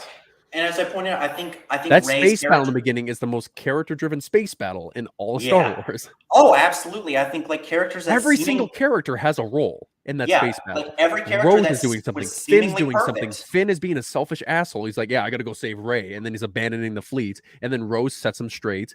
Leia's doing something. Rey's doing something when Rey's off the space battle. But everyone in that space battle has a role. And then when Poe brings in the fleet, and then Paige, Tico, and like it's super like. Well, it's like to your point. Like I think to my point, I think it perfectly demonstrates how Rey is anything but perfect, anything but overpowered and godly. Because I mean, I think this movie does well is it takes characters that at first were a little bit seemingly perfect because of how and suddenly they have flaws. Like they have legitimate flaws that to their person, to like Poe Dameron with his leadership issues, where he might be this cocky dude that knows what he's up to, but at the end it turns out that's a horrible quality to have as a leader. Likewise, you can see Finn. It's okay to be cowardly in the sense that you don't want to be on the side of the Empire because of all the horrible shit, but to run away entirely and not fight back, you can't run forever. You can either stop them, you can either die stopping them, or die failing to escape them. Yeah, and at least like, a lot of fans like they give a lot of hate to the cancel bite sequence and some of the other like minor things that happen, but they completely mistaken the point. I think the casino scene was not that bad. I think it had a little bit of literally without even trying. Finn and Rose accidentally inspired the new generation of the Resistance and the Jedi, like by accident. But I think it comes to show that how their actions can indirectly and both directly and indirectly inspire hope in the galaxy, where people see this from a perspective as just a random civilian watching the Resistance, watching the rebellion fight back at these people. Even if they're not directly interacting with any of these people, they feel hope and inspiration. These are slaves, as you pointed out. These are children that are forced into labor. Yeah, and they have hope. They have joy. You can see their kid-like expressions. They're not necessarily all sad because they have basically no fucking freedom. Like literally, Vice Admiral Holdo said that like our symbol is like across everyone knows our symbol, and then when Rose shows the kid the symbol, she's like, "Oh my god, the Resistance is real. It's like an actual thing." Like they thought it was their own fantasy. Like they thought it was just made up, something that they can believe in, but it's real. At the end of the day, and then when she sees the Fathiers and she sees the town, and she just hates it because like. Everyone is like because there's war profiteers. Like it's never been introduced in Star Wars that people profit from war. I think they're literally all there so that they can make weapons, sell them, and then just continue war. I think it's a concept that should have been fleshed out a lot more than it was. Personally, like, and on top of that, profiteer from war all the time. But I was thinking, like, getting back to the Rey thing. I mean, we understand she has potential, but Snow completely no diffs. I think is that the point of how she has potential, but she's not necessarily strong. She doesn't have Anakin level training. She doesn't have Luke level training, and we're demonstrated this where it's one thing to have potential, but talent without training is nothing. And I think the sequels never try to push Rey as being this all powerful, no one can beat her kind of girl. It's just that she has potential, but and also like she's strong enough. Everyone just doesn't want to acknowledge how skilled she is with her staff. Like, did you not just see her kick the shit out of Unkar Plus? That is one of the issues I had with a that's staff. All the reason I hated Rise of Skywalker, because I hated how the fight sequences looked all choppy. Because I'm looking at them like, look, she should at least be better. I understand she's not supposed to be prequel level, but I think she should have been. So many different things that happen. You have good guys fighting with bad guys. You have that Rey and Kylo sequence. You have good guys fighting each other. You have Rey and Luke fighting each other. And I think it's poetic how I think the dynamic between Rey and Kylo Ren in The Last Jedi is really good because it has the balance of where, like I said, they introduced things that Star Wars has never touched base on before. Yeah, on one end you have this person who's supposed to represent the light side, but is not completely good. It still has some aspects of evil within her, and another guy who's supposed to represent the side of evil, but is not completely evil. He tries to push away the fact that in deep down he does have a soft side. He is a good person, just misguided. And it's a really interesting dynamic where neither of them is truly committed fully to the side they're fighting for, but they're trying to convince the other guy it gives like equal, so they can give equally valid points to each other because of the fact that they both struggle trying to keep out the other side. Like Ray struggles the movie to was keep out just the so evil. beautiful. Like the cinematography was just amazing. 100%. Like looking at Cray and seeing the salt just come out of it just looks beautiful. Before we let Jacob back on, let's talk about the fact that Luke force projecting himself onto that. That was fucking epic. That was amazing. Oh, and shit. Him doing that shit. I was invested into it, and then all of a sudden he disappears. I'm like, holy shit! Yeah. Like when I saw it in theaters, like initially I didn't like the movie, but I cried at the end when Luke went away. First time around. But as time went on, when I started understanding the themes of the movie, I was like, holy shit, this movie really works. I genuinely thought it was a pretty good movie. Oh fuck, Chemist is on. I did. Okay, he's back. Chemist. Okay. Yeah. Hey, sorry, my phone died. Okay, so we're on that one movie. We're on that one movie. Jacob is about to have his rant about that one movie. Explain why you like it or whatever so that Jacob can unleash his fury and we can unleash his fury. We know Jacob's about The Last Jedi. No, I don't think you understand. I'm going to tear this movie apart. Okay. I'm ready. I'm ready for it.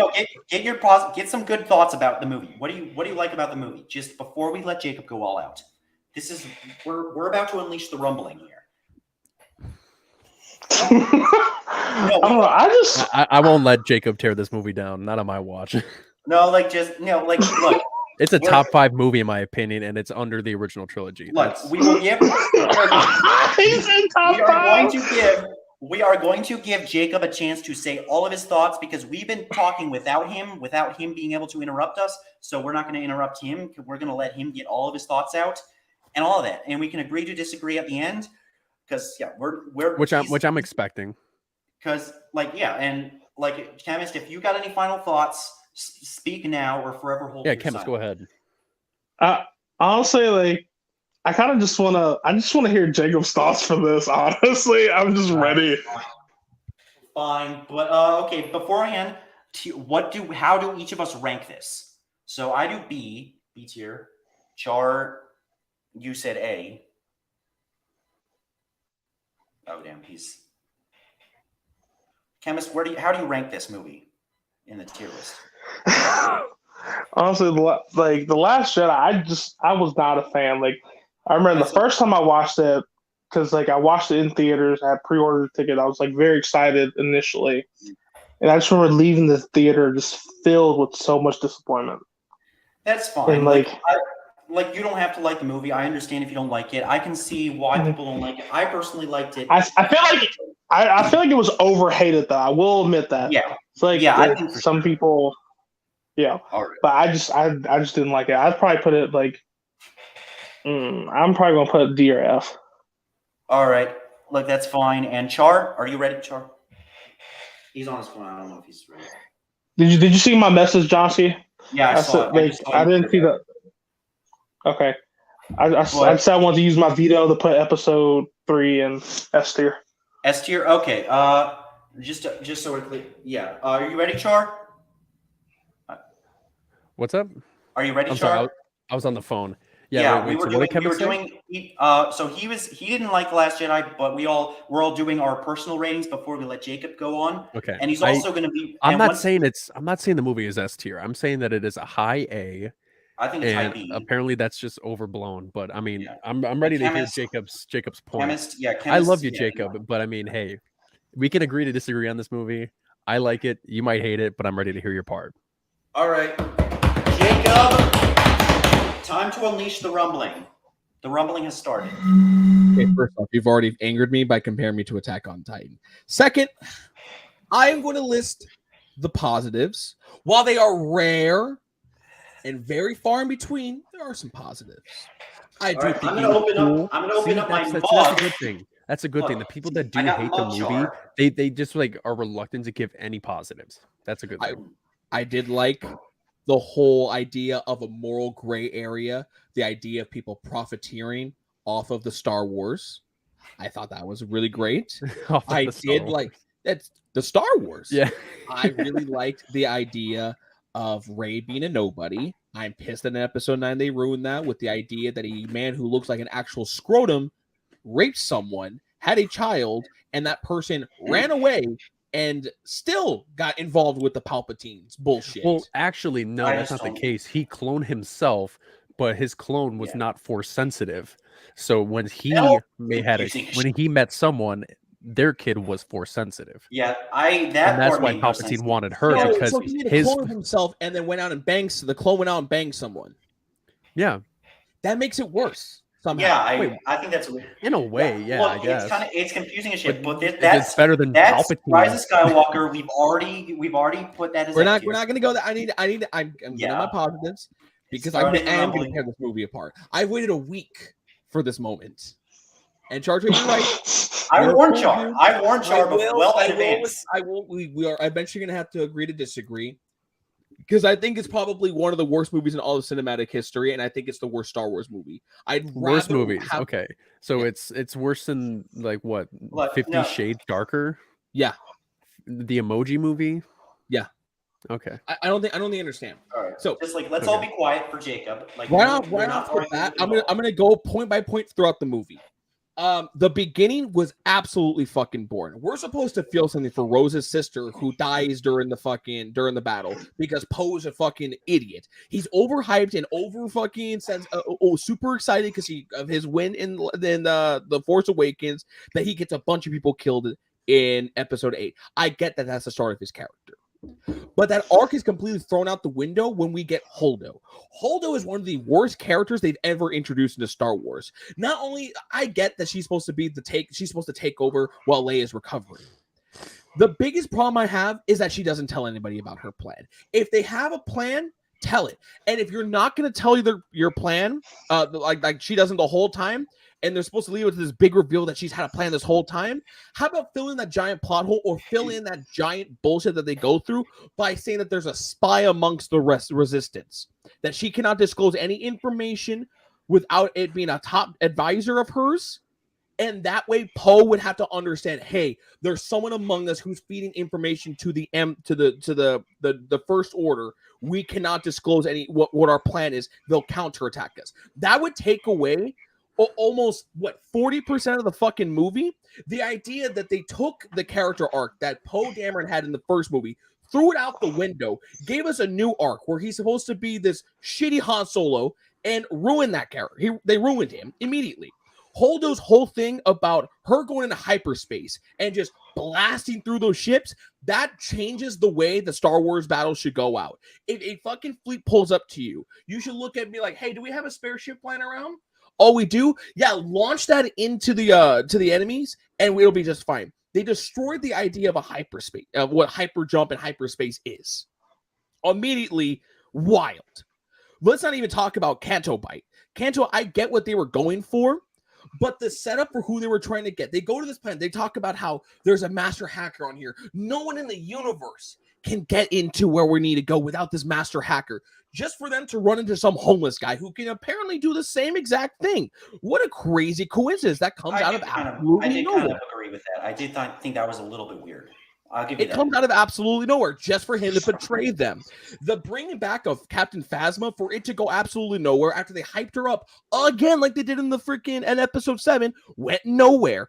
Rose as a kid has one of the worst arcs I've ever seen. She zaps Finn because he's trying to dip out on the Resistance. Then she goes on this little mini arc with Finn and has some of the worst dialogue I've ever heard in Star Wars since the fucking sand thing. I wish I could punch my fist at this whole disgusting planet. Oh, I can't believe that people are profiteering. The dialogue was terrible for her. Fine actress, terrible character. And then if people who bring up the whole idea that because the movie subverts our expectations, that inherently makes it good. Finn had one of the best arcs in the entire Star Wars franchise, where he was going to leave because he's a coward, becomes a hero, and he was going to sacrifice himself to save everyone, just for Rose to T-bone him while their friends are being murdered, just so she can get a little smooch on the face. Okay, I do want to say something about that kiss though, because if you watch that scene, I'm not done yet, Chemist. I have a lot more to go through. This is why I put myself on mute, because I have a lot to go through. Yeah, I Just for all the people that were inside of the fucking base to just start getting actually murdered, just for Luke to show up. And I'm not even going to talk about what they did to Luke. Luke Skywalker, the person who brought Space Hitler back to the good side, bringing out the goodness in his heart, had one bad dream about his nephew and decided, fuck it, gonna go kill this kid. And then doesn't even try and repent and be like, holy shit, I fucked up, I need to reach out to him. No, he just immediately exiles himself like Yoda did. And Yoda told him not to do that shit. Yoda's like, learn from my mistakes, don't be like me. So what does Luke do? He does exactly what Yoda did. And then, dude, the whole idea that that Rian Johnson wants to hit us with these subversion of expectations. At the end of episode 7, Rey brings Anakin's lightsaber, one of the most prized relics in Star Wars history, to Luke, just for Luke to just toss it over, completely dismantling what the whole concept of that lightsaber is supposed to represent and what it means for a franchise as a whole. They paint Luke to not be Luke Skywalker. Even Mark Hamill knew that wasn't Luke Skywalker until Disney told him to shut the fuck up and stop complaining about his character. You know, when the movie was airing for the first time, Mark Hamill didn't know that Luke died. They put that in the script. He was fine. He was actually cool with it at the end. No, he wasn't, Johnsky. Yes, he was. Told him to shut yes, up. he was. No, he was actually Johnsky, cool with it. let me ask you a question. Why are you going to ask me? Why are you going to say that you're not going to interrupt me, but you've interrupted me 3 times now? Sorry, I did have to correct you put there. Yourself on mute. I told you I was going to dismantle this movie, and I'm not even like halfway done yet. There's a lot I hate about this movie. I think what they did with Luke dismantled his character as a whole and took away from what Luke was supposed to represent, all because he had a bad dream. I'm not even going to talk about the fight choreography in the throne room because that was absolutely atrocious for what they were trying to go for. I absolutely hate Snoke being absolutely nobody after we hype him up and set him up to be this big character reveal just for him to get murdered is stupid. I don't care if it's a subversion of our expectations. That is a dumb plot that they decided to go through with. There are so many other things that I can list about this movie. It breaks its own internal logic. Characters that have arcs that were set up in the first movie were completely butchered. The biggest problem is that the movie that was set up in episode 7, all the plot lines were thrown out the window because Rian Johnson had complete creative control and there was no groundwork for episode 8 or 9. And episode 9 suffers because of how bad episode 8 was. Like, episode 9 was bad because it had 2 movies shoved into one movie because it was trying to apologize for how bad episode 8 was. Like Kylo Ren had the best arc. There's no doubt in my mind. He had the best arc in episode 8. Without a doubt. But Rey did absolutely nothing the whole movie until she shows up, fucking moves a couple rocks, saves them after a bunch of resistance members just got murdered. They're down to 12 people throughout the entire resistance and they're smiling happy like it's the fucking greatest day of their lives. Luke dying for absolutely no fucking reason, being a whiny little bitch, and having all his progression from episodes 4, 5, 6 being thrown out the window. They're like, that's the point. That's the problem. How are you going to take a character who had 40 years of development, brought back Space Hitler himself, the person who went around controlling the galaxy through pure fear and anger and making people full of hate? How do you take someone from that, bring them to the good side, acknowledging that they have good in their heart, but you have one bad dream and decide, fuck it, might as well kill this little shit? Like, he hadn't even done anything bad yet. I hate The Last Jedi so fucking much. Words cannot describe. And I've reached, this is just a little pinnacle. I'm going to stop now because I can feel myself getting mad. If you want to respond back to anything, you're more than welcome to. But okay, fuck that movie. Fuck Rian Johnson. Learn how, if you're going to make a movie trilogy, give him his own trilogy. If he does whatever he wants, he sets up his own storyline, that's fine. But don't rewrite shit from a past movie and not have it go anywhere, and then have this entire trilogy be stumped because of how bad your movie is. Okay. Look, and hey, that's a subjective. That's Yeah. I mean, Look, go ahead, if you don't chemist. like Go it. ahead, chemist. If you don't like it, that's fine. No, I was going to bring up the point where he was talking about the kiss, because I remember first watching that in theaters, and it looked like the actor didn't even know that she was going to kiss him. It really looked like that kiss was unplanned. That was my only thought.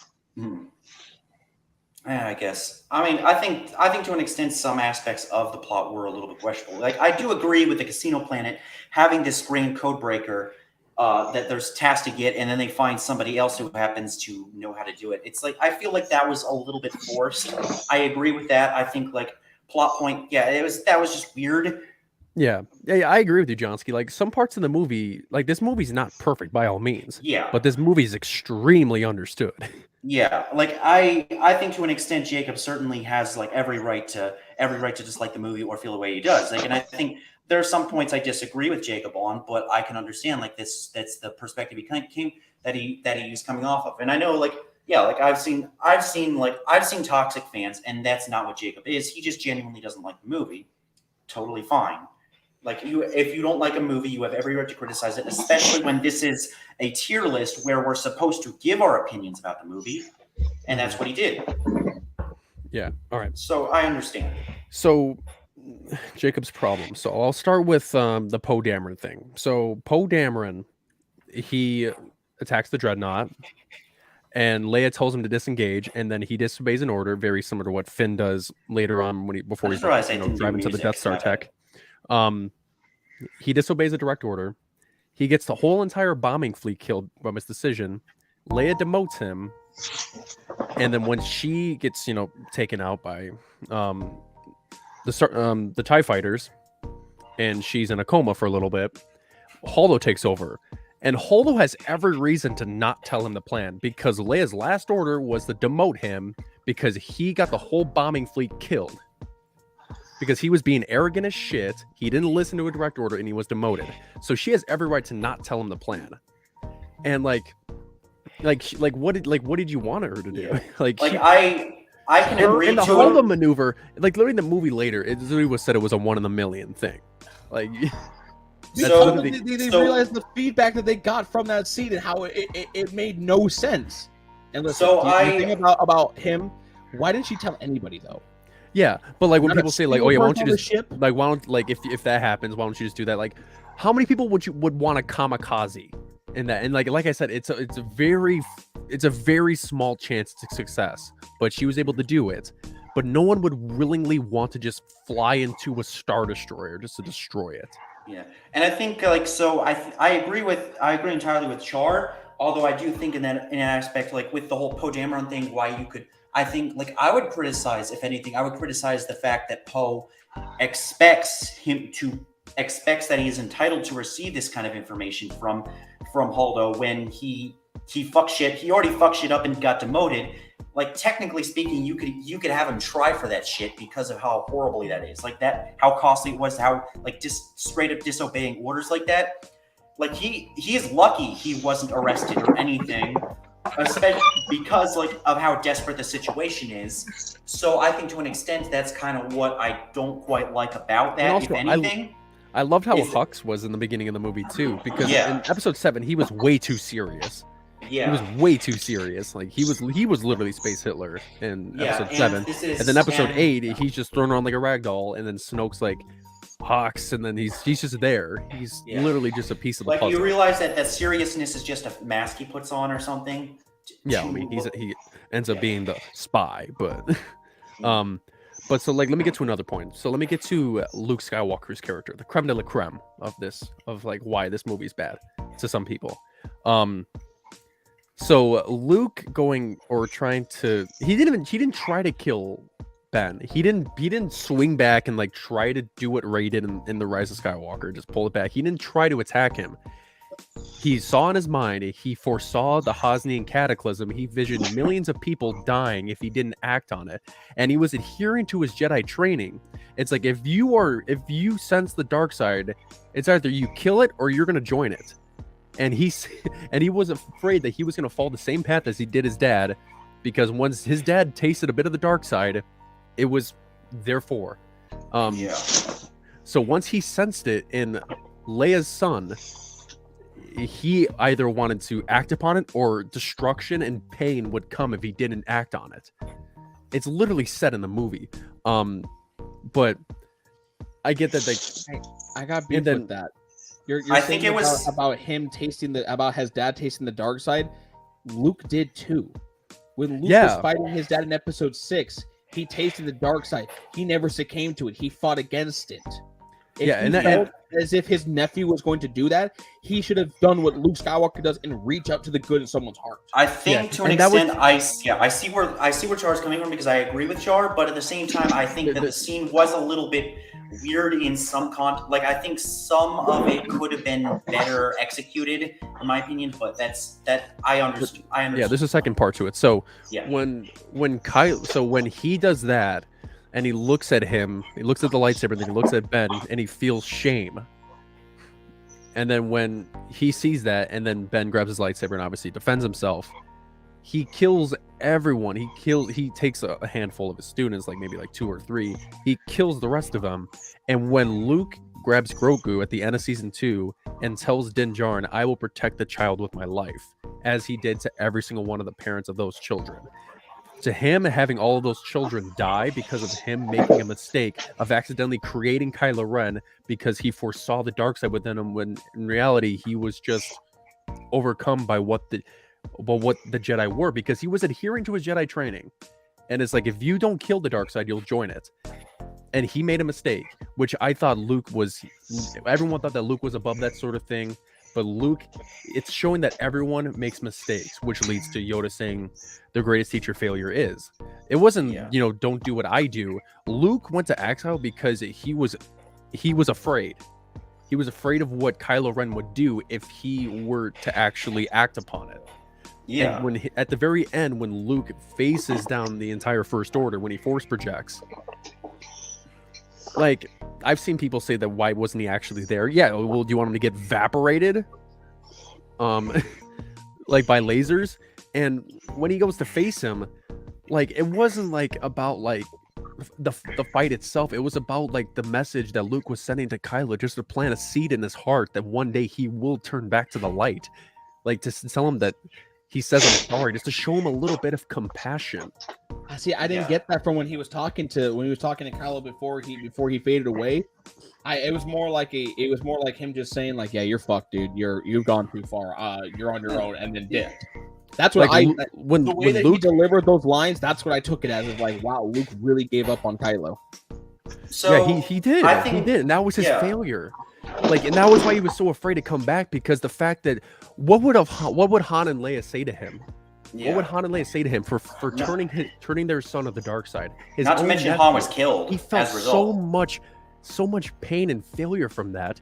And then when he goes to immediately talk to Leia when he comes back, and she was like, "I know you're gonna say, I changed my hair," which is a direct relation to what Han said when Han and Leia met up again in The Force Awakens. He said, "You changed your hair," and then she was like, "Same jacket."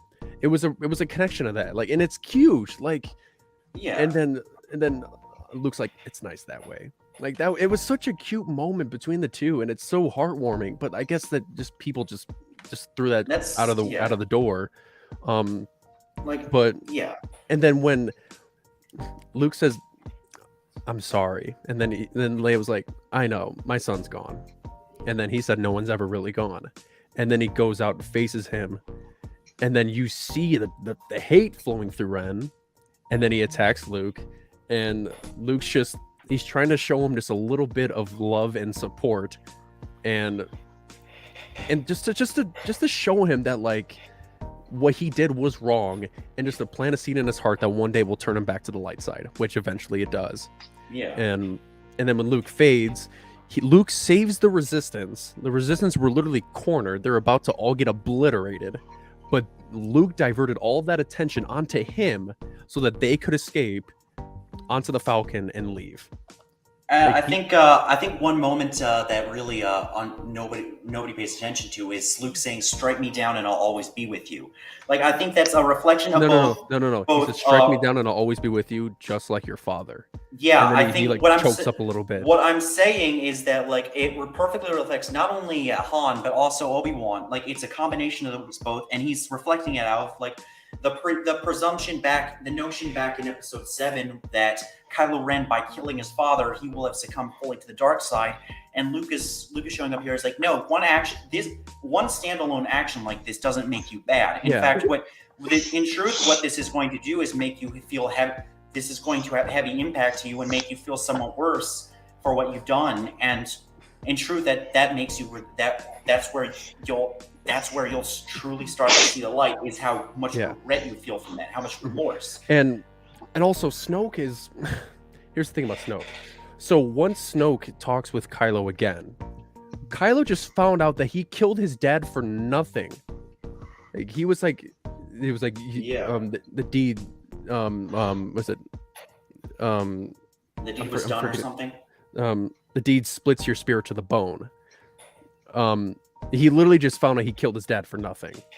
Yeah. And so then afterwards he goes in the elevator and smashes the shit out of his helmet because he's pissed off because he just killed his dad for absolutely no reason. And then afterwards when Rey comes, who cares at this point? Who gives a shit about who Snoke is? You want Kylo to slice him in half. Like, he just found out he killed Han Solo for nothing. Yeah. You want him to die. Like, and also who honestly, I didn't even care about Snoke at the time. He was a cool character. We all had our theories and we all adhered to them. And once they were changed, we all hung on to it. I will say that I think we should move on because we've spent a lot of time, and this was kind of like, this is not a podcast on The Last Jedi. This is a podcast on everything of Star Wars. Yeah. I just want to get to one more point. So one more, then we move on. One last thing. Agreed to, yeah. One more, then we agreed. And it's a very quick part. So Luke throwing his lightsaber at the beginning of the movie. It's not because of it wasn't played out for jokes. If you go back and you watch that scene, it's a very serious scene.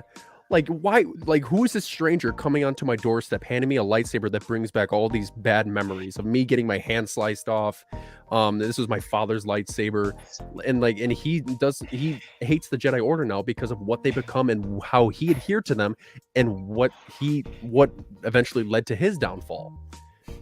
Like, when he holds that lightsaber, he's thinking about the time where he found out that Vader was his father, his hand getting chopped off, the loss of Obi-Wan Kenobi because Obi-Wan handed him that lightsaber. He's just reminding him of all the bad moments he had with that lightsaber. So absolutely. It wasn't he was the whole point of the Force is bigger than lightsabers. It's bigger than that. It wasn't supposed to be some monumental moment. If you go back and watch it, it's a very serious scene.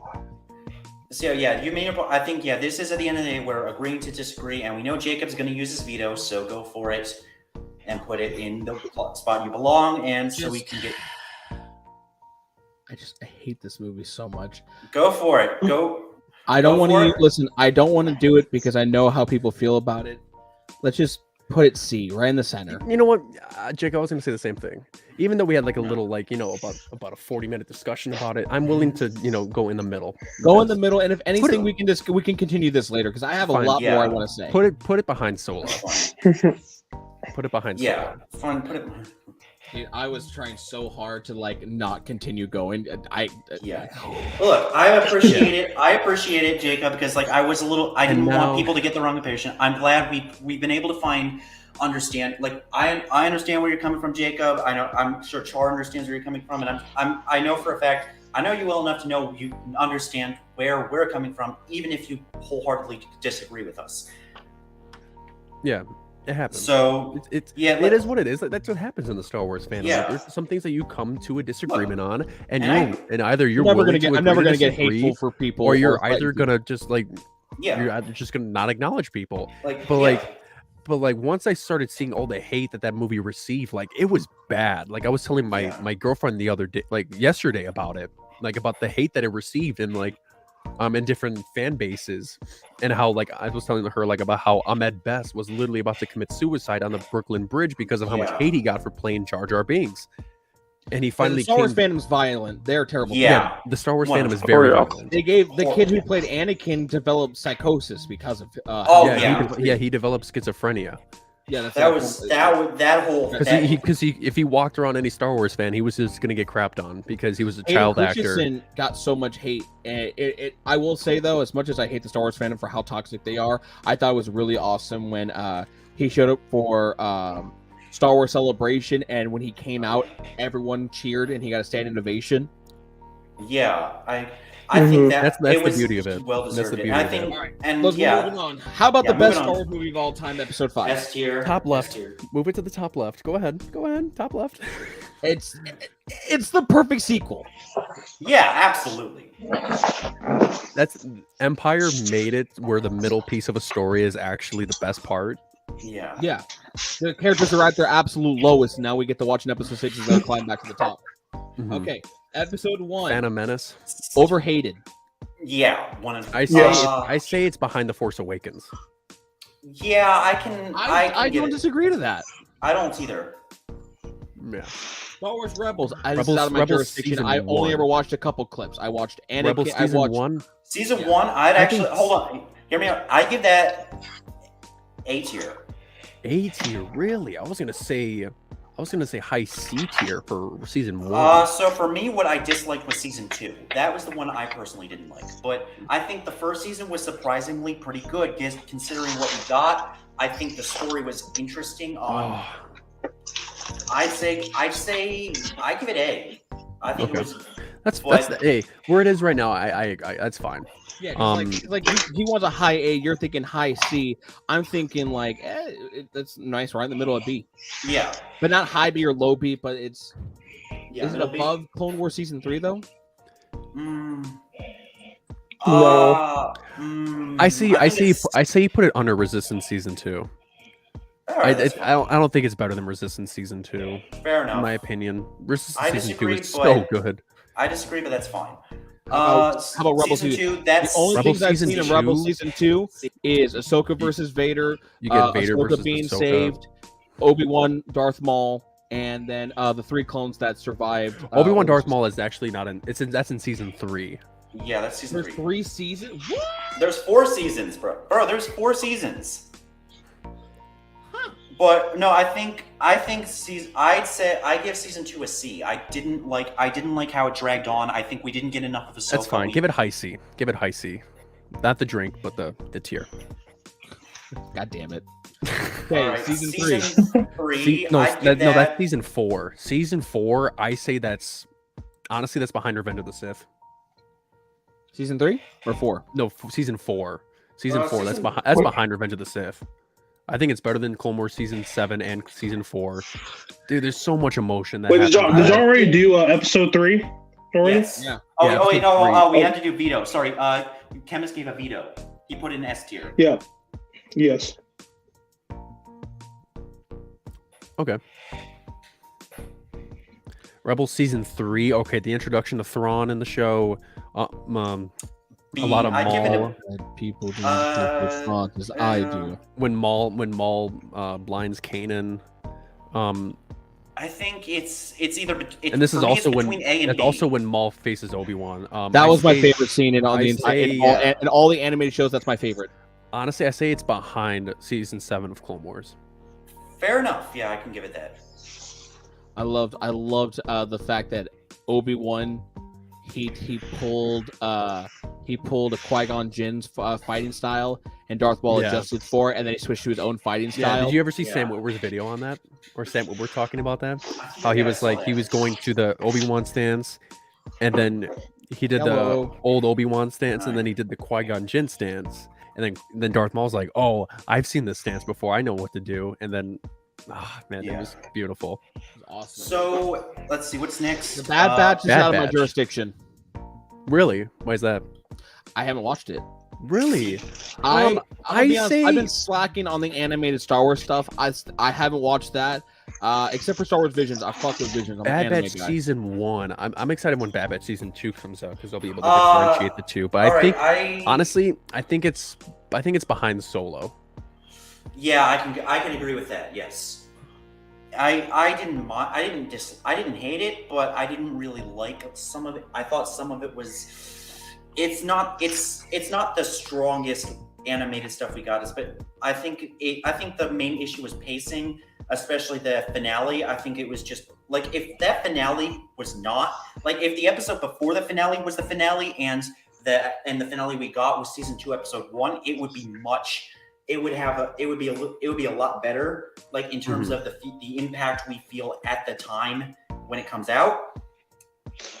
So I give it C. I just think like it has room for improvement, and I think it could easily improve. But for now, it needs to find its own identity. It feels like it hasn't really found its own identity yet as a show. All right, Visions. I give it A tier. As a weeaboo, this is where I come in because it's anime studios that did all this. There was a lot of really fun episodes. There were some that were a little. I counted 2 episodes that were dog shit. Which ones? The one with the robot who got Toby. Yeah, TOB1. Yeah. I fell asleep. I thought that was and the one somewhat with the interesting. furries. I'm with you. It's on my lower like parts of like That the one, episodes. I And think then the furries. I thought the furry ones. Lop and Ocho was I amazing. was so bored. Listen, I love Lop and Ocho. When that dropped, I had 4 friends come. I had this guy who's right behind me come over, along with our buddy Andrew. We vibed out to the first episode, the whole black and white 3D motion stuff. The studio that did that does the openings for JoJo's anime openings, and they're some of the best animated out there with such great detail. And the studio that did that. I thought the umbrella lightsaber thing was fucking sick. I thought the whole samurai aspect was dope. Oh And my god, another yeah, Ronan episode I was loved, sick. yeah, I love was Ronan. a brother and sister that fought in outer space. Oh yeah, the twins. That was And the chick awesome. had 4 arms like Yeah, she that was was episode Grievous. 3. Oh, 6 that was arms. dope. Dude. That was some of the coolest shit out there. Sometimes they went out of the absolute. They went into the absolute norms. What? I mean, and truthfully, I think like people don't understand how well, like how perfectly Star Wars fits in with anime. I mean, in truth, it like structurally, there's a lot of Japanese storytelling behind the original trilogy, so it naturally does fit very well with anime. And a lot of anime was directly inspired by Star Wars. Like it comes to show Yeah, just if how it, big. if it weren't for Japanese culture, we Like if you Star look Wars at would not be if- as cool as it is. Another look at, another episode I loved was when they played the band on Tatooine. Oh my! Oh, that's my Tatooine favorite Rhapsody. episode. I Oh, love we should- Tatooine. yeah, I'm talking Tatooine about that Rhapsody. episode. I love Tatooine Yes. Rhapsody when Oh, that's Joseph the best. Gordon-Levitt just goes ham. Oh god, that was. I liked so I liked the Ninth Jedi, the one that the daughter of the lightsaber Oh, Smith were pursued by the dark forces. Yeah, And she ended up being trained everyone. I love that shit. The Elder was sick as fuck. the Elder. I really like the Elder too. I think as I said, like it delivered. It understood. It Good understood the beauty, the storytelling, the how well Star Wars works with anime. It understood the assignment. It gave us Star Wars anime, and it worked. It worked exactly how it works as an anime, and it works as Star Wars. Yeah, I really didn't like. I didn't like Toby 1. I didn't like Toby 1. I didn't like. I think it's Akakira. The last ninth one. episode. I remember being a snooze fest, but I hated Lop and Toby way more. I love Lop and Ocho, man. I think So, what's the verdict on this one? I would argue it's a S. I don't complain with like it being a furry. I mean, we're in the Star Wars universe. Like there's species. Oh yeah, no, the, Yeah. the story is it won't like, if it bother was- me. I wasn't into the story. Like if Yeah. it was a Wookiee, would you have like complained? You know? If it was the same story, I would complain. Yeah, like there's literally goat species. There's My question Yeah, is, there's There's all. Wookiees. we're doing this Star Wars tier list. Why do we not have the Christmas specials on here? the holiday They special. didn't include that. Yeah, I That's- want to watch Chewbacca get reunited with his family that we never heard about. That goes above S tier, but point being, Visions, you say S tier. Oh, did you know that actually that Chewbacca's son, like Lumpy, in canon, it's actually him. They actually canonized Lumpawaru. Oh, that's Nice. That's Chewbacca awesome. getting that That's that Wookiee. Okay, so I think Visions is an S tier show. I thought it was That's fine. incredible. And you still have your veto, so I thought 2 episodes, in my opinion, were bad, and 1 was just meh. that's fair. I give it an A tier, but I can settle with. I can say I won't disagree with you putting it S tier. Wait, I would- I would. I Visions, said I low S tier. say low S. Vision's an S tier. Low S tier though. I get that it's anime and that's like your creme de la creme. But I think, if I'm gonna be honest, I think it's behind Clone Wars season 6 in B tier. Are you going to veto this, Jacob? I'm most likely am. I'm not gonna lie. Go I ahead. can- I mean, I can only go give it ahead. an Like, I A mean, I tier. don't really have like a set in stone. Like, I don't know like where to put like Visions. I thought it was really great. I put a low S tier. Like I don't think it's the best because there was an episode that was met and then 2 that I wasn't a fan of. But for me, the goods outweighed the bad. Mhm. Well, 'cause, Yeah. I mean, there are a lot of goods, and there's very few Let's see. bad. Book of Boba Fett, Okay, B tier. B tier. I think B tier, maybe A tier, but B tier. I think it's high C tier. I was Yeah. really disappointed by As it. a Boba Fett guy, I can agree that this show was not the greatest. There was a lot of amazing moments, but Yeah. this show, in my mind, like there was just parts I just felt like it didn't feel like a Boba Fett show. Yeah, that's understandable. I mean, I I think would it was say, fun. uh, while Even though it lasted. does set up Ahsoka and Mid-C Mando tier. season 3, Yeah. I think it was fun while it lasted. Like while it was being released, I had fun with it. But yeah, I can settle with C if that's what you guys want to say. yeah. And also, what's up with this tier list? Where's the Star Wars Lego Christmas special? I think it's too good. It's Why, too goated. Jacob? Why? It's too goated to be put in this pathetic concept of a tier list. It's above tier lists. Oh God. Why are you showing my face? So anyway, I think so now we're on Mando season 2. Mando season 2, I think it goes in middle A. I can sure if I 'Cause guess I generally don't think it's S. Just because Luke Skywalker shows up and has an amazing moment doesn't make it an S tier. It's the season as a whole. yeah. I think season I- 1 executes the storytelling of the Mandalorian way better than it does in season 2. Because I think season 2 is more about Mandalorian delivering Grogu, rather than in season 1 where it's about the Mandalorian and Grogu. yeah, I agree. that's fair. I agree. Fair enough. So high A, And- you said? I'd say Yeah. high A. Yeah, High high A. A is fine. Yeah. Okay. Okay, and last- my personal favorite Star Wars movie. Me too. Veto that to S tier. Move it to S S tier. tier. But this is the thing, where in S tier? I think it's It's better than behind Mandalorian. Mandalorian season 1. I want to say it's. You know what? That's it. You can put it in front of Mando season I see. 1. But I think the Mandalorian was better.